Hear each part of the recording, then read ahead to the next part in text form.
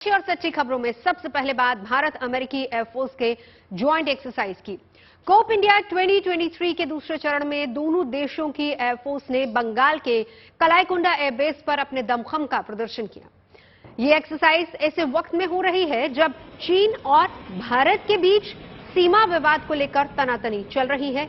हालांकि इस अभ्यास का मकसद दोनों देशों के बीच तालमेल को बेहतर बनाना और सामरिक रिश्तों को और मजबूत करना है। और खास बात यह है कि इस एक्सरसाइज में पहली बार दुनिया के सबसे खतरनाक अमेरिकी बॉम्बर विमान B-1B लॉन्चर ने हिस्सा लिया है, जबकि भारत की तरफ से राफेल, तेजस, सुखोई जैसे विमानों ने इसमें हिस्सा लिया।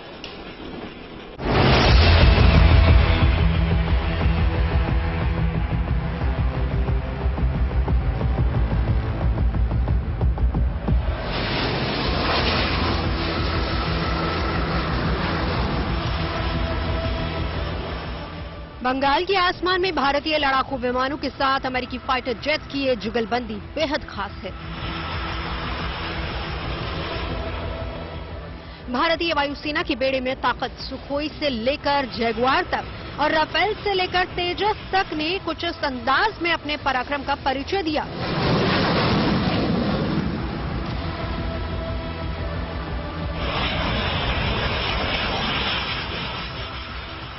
बंगाल के कलाईकुंडा एयरबेस से जैसे ही लड़ाकू विमानों ने उड़ान भरी, देखने वाले रोमांच से भर उठे।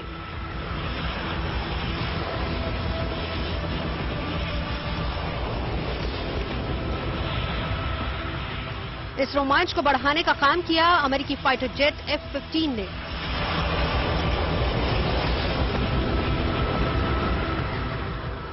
एक्शन से भरपूर ये तस्वीरें कोप इंडिया 2023 एक्सरसाइज की हैं। इस वक्त हम कलाईकुंडा एयरबेस पर मौजूद है, जहां पर भारत और अमेरिकी वायुसेना द्वारा एक जॉइंट एयर एक्सरसाइज चल रही है। ये कलाईकुंडा एयरबेस है वेस्ट बंगाल में, और आप देख सकते हैं सामने रनवे पर दौड़ता ये एयरक्राफ्ट यूएस एयरफोर्स का F-15 ईगल एयरक्राफ्ट है। दुनिया के सबसे आधुनिक एयरक्राफ्ट में से एक F-15 को माना जाता है। दोनों वायुसेना, भारतीय वायुसेना और अमेरिकी वायुसेना द्वारा अपने अपने फाइटर जेट यहां पर लगाए गए हैं और दोनों वायुसेना साथ मिलकर एयर एक्सरसाइज कर रही है। दोनों देशों की एयरफोर्स के बीच आपसी सहयोग और तालमेल को बेहतर बनाने के मकसद से ही ये की गई है। इस एक्सरसाइज में पहली बार अमेरिकी बॉम्बर विमान B-1B लॉन्चर के अलावा C-130J और C-17 जैसे मालवाहक विमानों को भी शामिल किया गया है। हवा में गरजते ये एयरक्राफ्ट भारतीय और अमेरिकी वायुसेना के खेमे के बड़े एयरक्राफ्ट हैं, और इस वक्त हम कलाईकुंडा एयरबेस पर मौजूद हैं, जहां पर भारतीय और अमेरिकी वायुसेना के बीच में एक जॉइंट एयर एक्सरसाइज चल रही है। और ये एयर एक्सरसाइज ईस्टर्न थिएटर में, यानी कि चाइना के बेहद नजदीक। कोप इंडिया 2023 एक्सरसाइज 2 चरणों में आयोजित की गई है, जिसका पहला चरण 10 अप्रैल को शुरू हुआ, जबकि 13 अप्रैल से दूसरे चरण की शुरुआत हुई। कुल मिलाकर 15 दिन तक ये एयर एक्सरसाइज पानागढ़, कलाईकुंडा और आगरा में की गई।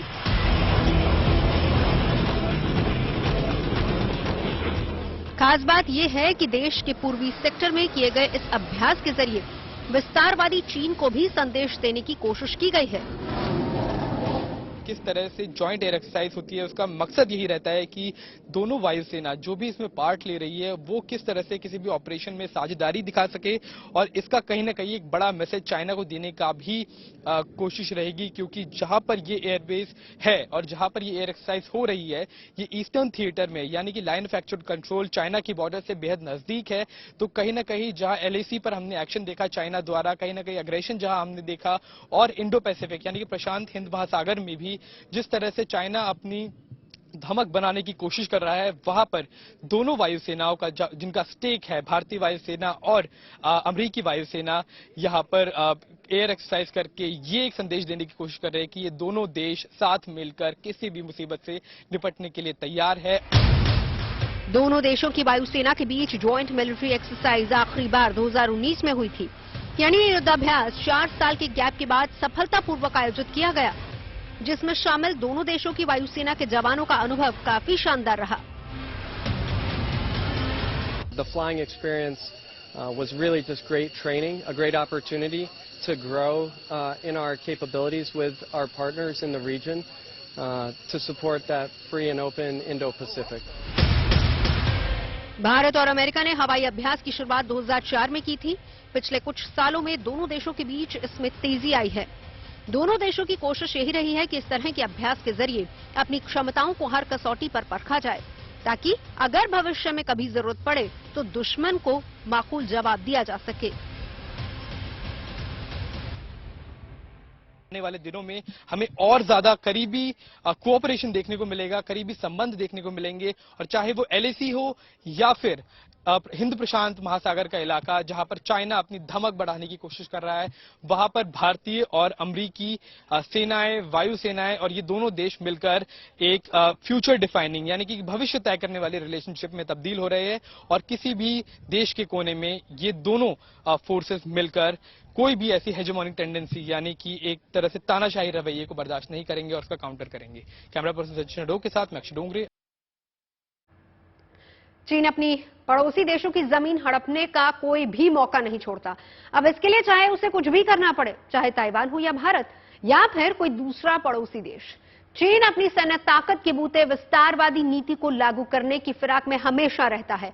और यही वजह है कि चीन की इस बढ़ती दादागिरी को रोकना बहुत जरूरी है। और चीन के बढ़ते इसी खतरे को देखते हुए ईस्टर्न सेक्टर में अमेरिका के साथ भारतीय एयरफोर्स की एक्सरसाइज सामरिक नजरिए से बहुत अहमियत रखती है। और इस बारे में तफसील से बताया रक्षा विशेषज्ञ यूके देवनाथ ने। गौरतलब बात है कि इस एक्सरसाइज के दौरान दोनों ही देशों ने युद्ध के दौरान एक साथ मिलजुल कर इंटर ऑपरेटेबिलिटी को दिखाते हुए किस तरह से युद्ध करना है उसकी प्रैक्टिस की। यानी अगर भविष्य में कभी जरूरत पड़ी तो दोनों एयरफोर्स आपस में मिलजुल कर एक कॉमन दुश्मन के अगेंस्ट युद्ध कर पाएंगी। यूएस एयरफोर्स के साथ भारत की एयरफोर्स इस तरह की एक्सरसाइज 1963 से ही कर रही है। उस समय इस तरह की एक्सरसाइज को एक्सरसाइज शिक्षा का नाम दिया गया था, जो कि उस समय भी पश्चिम बंगाल के एयरफोर्स स्टेशन कलाईकुंडा से होती थी। हां, यूएस एयरफोर्स का एक बहुत खास मकसद यह भी है कि जब वो भारत के नॉर्थ ईस्ट से ऑपरेट करते हैं तो वो एक झलक चीन की तरफ भी डाल लेते हैं। यानी कल अगर युद्ध हुआ तो भारत और अमेरिका की एयरफोर्स एक साथ मिलकर हिमालय के उत्तर में जो हमारा दुश्मन है उसके साथ एक साथ लोहा ले सकती है। और अब रुक करते हैं देवभूमि उत्तराखंड का, जहां गंगोत्री और यमुनोत्री धाम के कपाट खुलने के बाद अब बारी केदारनाथ धाम के कपाट खुलने की है। और अब से महज कुछ ही घंटों बाद बाबा केदारनाथ के कपाट भक्तों के लिए खोल दिए जाएंगे। बाबा की टोली भी धूमधाम से केदार घाटी पहुंची। हालांकि अभी वहां मौसम ज्यादा ठीक नहीं है। बर्फबारी के चलते तीर्थ यात्रा से जुड़ी तैयारियां पूरी नहीं हो पाई हैं और प्रशासन की कोशिश अब यही है कि जल्दी से जल्दी तैयारियों को पूरा कर लिया जाए, ताकि कपाट खुलने के बाद यहां पहुंचने वाले श्रद्धालु को किसी तरह की कोई परेशानी न हो। सज चुका है बाबा केदार का धाम, फिर लगने वाला है आस्था का मेला। क्योंकि वो शुभ घड़ी आ गई जिसका इंतजार चार धाम यात्रियों को बड़ी बेसब्री से था।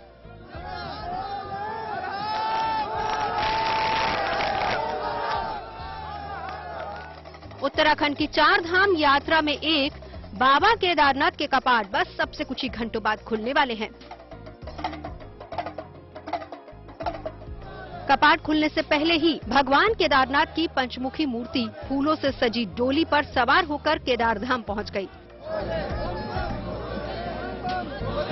जैसे ही बाबा केदारनाथ अपने धाम पहुंचे, पूरी केदार घाटी हर हर महादेव और बोल बम के जयकारों से गूंज उठी।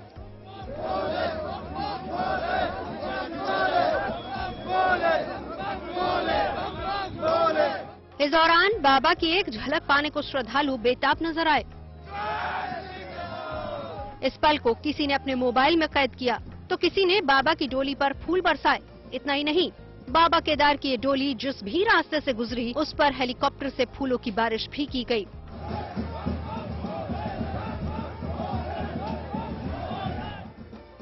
भक्ति में कितनी शक्ति है, इन तस्वीरों को देखकर इसका अंदाजा लगाया जा सकता है। जहां तापमान माइनस में है, रास्तों पर बर्फ है, फिर भी बाबा की डोली उठाने वाले इन भक्तों पर इसका कोई असर नहीं है और नंगे पैर ही बारी बारी से लोग डोली को अपने कंधों पर उठाकर केदार धाम तक पहुंच गए।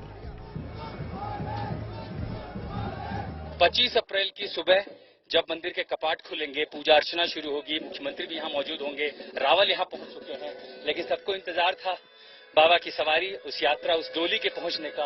और आखिरकार अब वो डोली जो है, उन तमाम सारे रावल जो है पूजा करने वाले, वो धीरे धीरे आने लगे हैं और साथ ही डोली यहाँ पर पहुंच रही है। सबको इंतजार था। ये पहली झलक उस डोली की जो अब केदार घाटी पहुंच चुकी है। जाहिर है सबको इंतजार था बाबा केदार के कपाट खोलने का।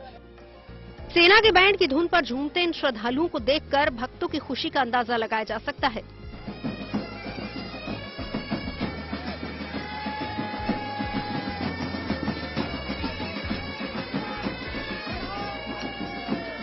हालांकि बीते कुछ दिनों से केदार घाटी में मौसम खराब है और वहां रुक रुक कर बर्फबारी हो रही है, जिसके कारण अभी पूरी तैयारियां नहीं हो पाई हैं। हालांकि प्रशासन की पूरी कोशिश ये है कि जल्द से जल्द सभी तैयारियों को मुकम्मल कर लिया जाए ताकि कपाट खुलने के बाद वहां आने वाले तीर्थ यात्रियों को कोई दिक्कत न हो। इस समय भी बर्फबारी यहाँ हो रही है। इतना ही नहीं, क्योंकि कपाट खुलने वाले थे, तैयारियां प्रशासन की चल रही थी। अभी भी प्रांगण में बहुत सारी बर्फ है और ये तमाम जो कर्मचारी हैं उत्तराखंड सरकार के, ये कोशिश कर रहे हैं कि धीरे धीरे बर्फ यहाँ पर साफ कर दी जाए। जाहिर है आने वाले समय में ये सब कुछ पिघल जाएगा, लेकिन इसको क्योंकि बड़ी संख्या में श्रद्धालु आएंगे, उन्हीं की तैयारी के लिए बर्फ को काट के इस पूरे रास्ते को, आप समझिए ये वो इलाका है, प्रांगण है जहाँ लोग खड़े होते हैं और इसीलिए इस पूरे इलाके को साफ किया जा रहा है। तो एक तरफ जो है सज्जा की जा रही है, साथ सजावट हो रही बाबा केदार धाम की, दूसरी तरफ पूरी सुरक्षा व्यवस्था, प्रशासनिक व्यवस्था। हालांकि लगातार उद्घोषणा यहाँ से की जा रही है प्रशासन के जरिए कि मौसम खराब है, तो जो लोग यहाँ पहले ही पहुंच चुके हैं वो जब कपाट खुले तभी मंदिर पर आए, तब तक वो किसी सुरक्षित जगह पर, जिसकी जहाँ पर बुकिंग है, जहाँ पर भी उन्होंने होटल लिए हैं, गेस्ट हाउस हैं, वहां पर वो चले जाए। मौसम भले ही केदार घाटी में ठीक नहीं है, इसके बावजूद बाबा के धाम पहुंचने वाले श्रद्धालुओं में जोश और उत्साह की कोई कमी नहीं है।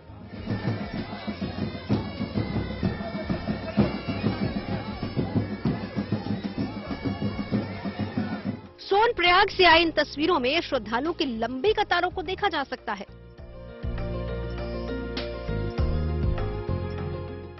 25 अप्रैल यानी कल सुबह 6:10 पर पूजा पाठ के बाद बाबा केदारनाथ के कपाट खुल जाएंगे, जिसके बाद भक्त अपने भगवान के दर्शन कर पाएंगे।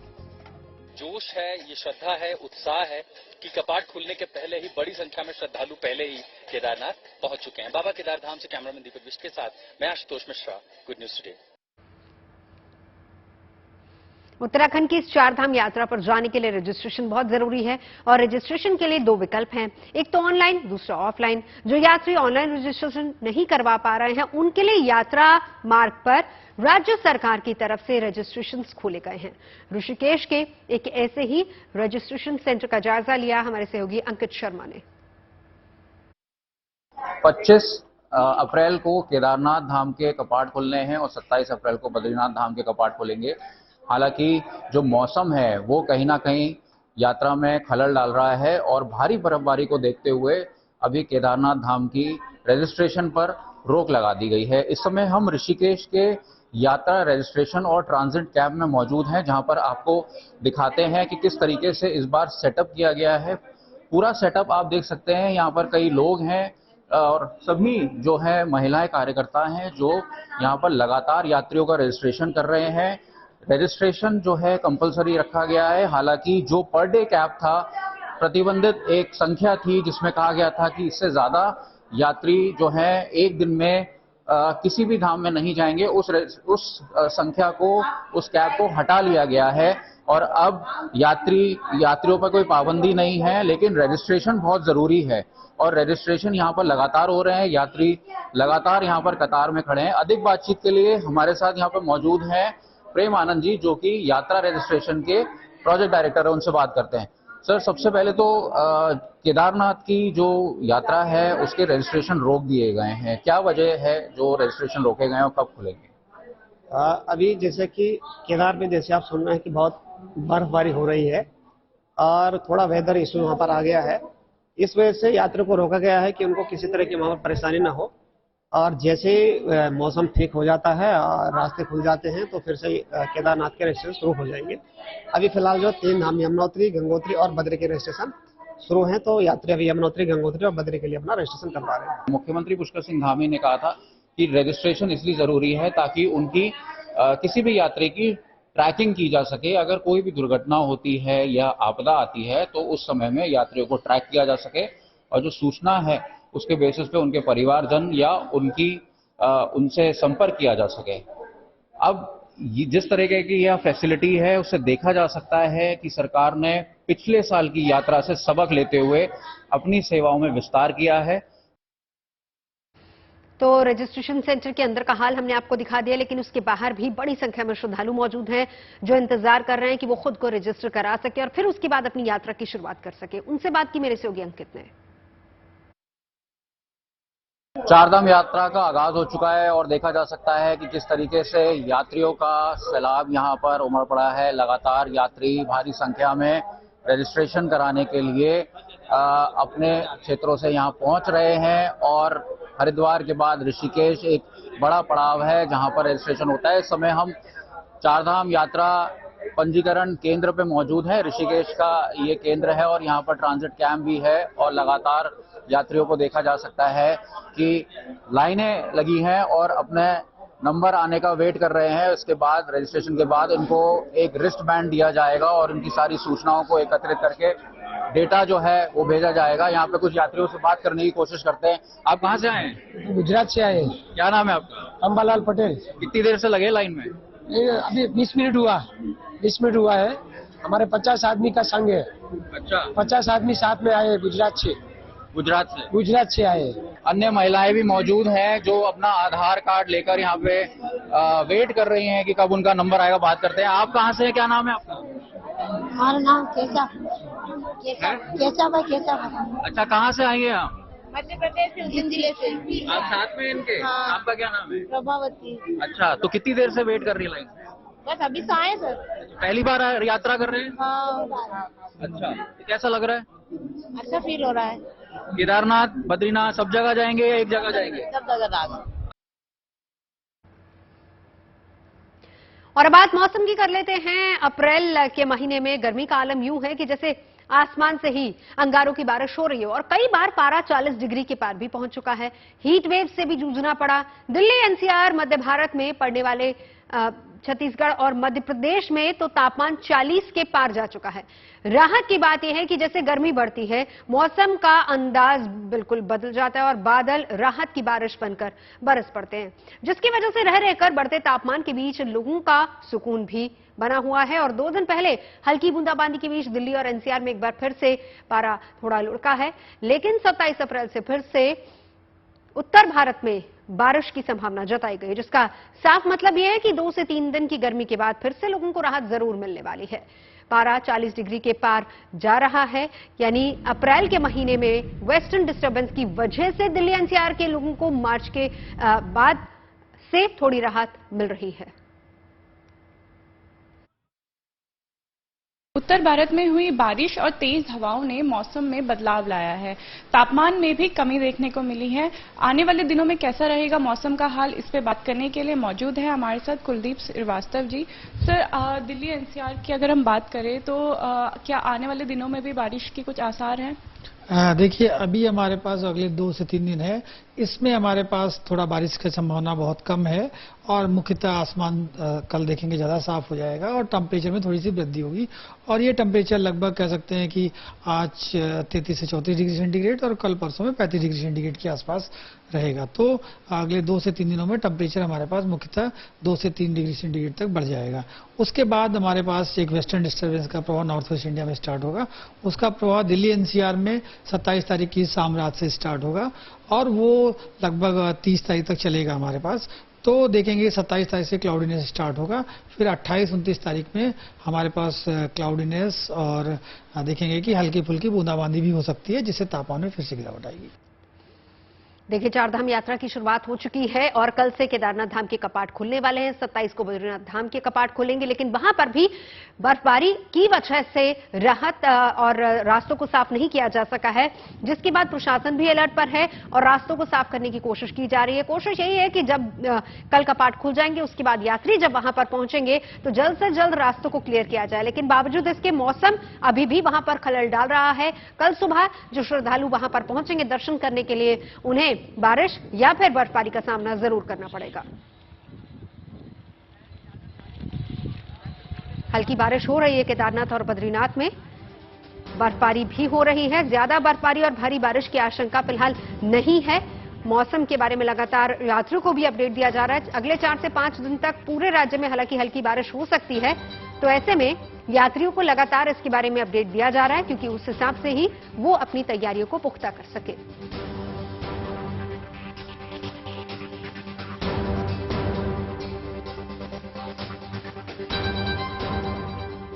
सर, अगर हम बात करें उत्तराखंड की, तो वहाँ पे चारधाम यात्रा शुरू हो गई है और अभी हल्की हल्की बर्फबारी भी वहाँ पे हो रही है।